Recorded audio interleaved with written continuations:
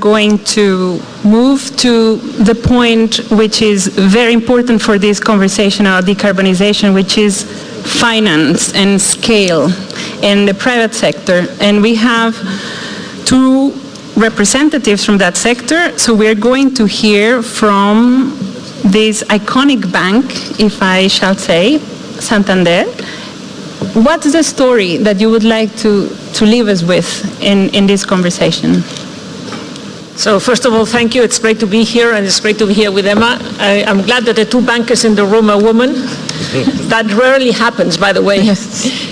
So it's great to be here with you. So I'd like just to pick up from Brazilian minister, because Santander has a pretty big presence in Brazil. And I was in Fortaleza in northern Brazil. It's not the Amazon, but it's quite close. And it is very important to understand that the best way we can tackle climate change is by working together. And so, as an example, in Brazil, when we do business in the Amazon, we have satellite systems that actually monitor the plots of land of the farmers that we're financing. We ask the lumber companies to have a certification in terms that they're doing business responsibly. And what we find is that those plots of land that are monitored, because they're working with the private sector, are not usually the ones that end up doing the wrong thing. So I do believe very much in that collaboration. As far as banks and how banks can help, the first thing is that we need to understand that we need growth, but we need growth that is green, and both are equally important. And so how do we do that? And for us as banks, there's two parts. One is what we do for ourselves, and Santander has been reducing its carbon footprint on its own for a long time. In 3 countries, Spain, UK, and Germany, 100% of our buildings, all our buildings and branches, we have a lot of branches, are clean energy, and we've committed for 2025 in all our countries. We've committed to many other things for ourselves, but really what's important is the second part, which is how we can influence the behavior of our customers. And today we have 144 million customers.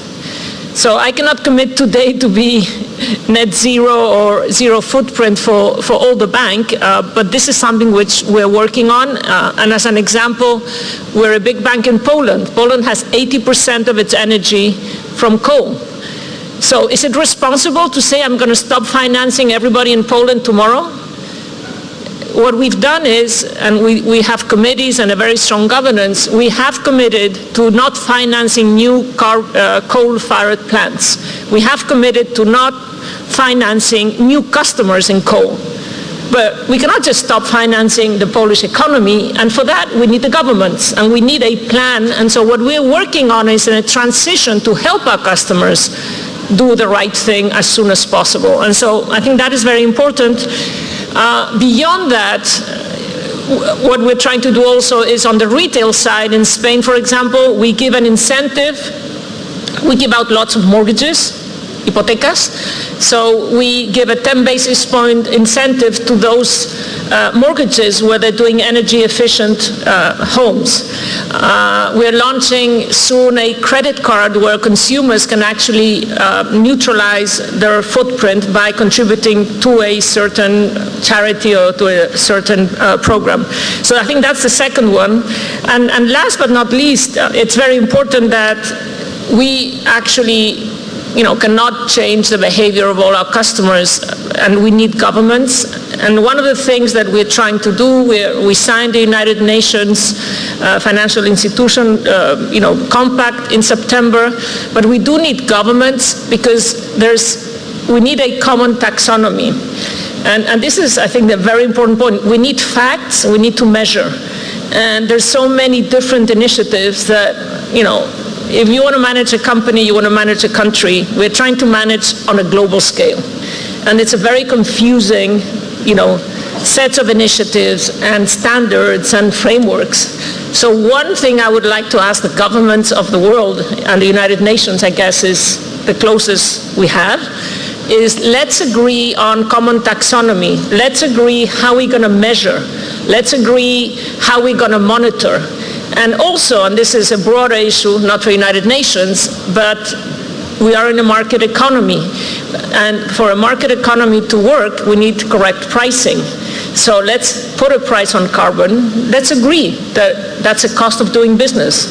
But we need to measure, we need agreement on what it is we measure and who is going to supervise that to make this work. Thank you.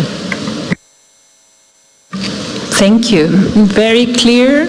A lot of homework for government and for us who are working with consumers. I can also tell you that consumers are confused sometimes, so we can completely support that idea of having common metrics and a common language.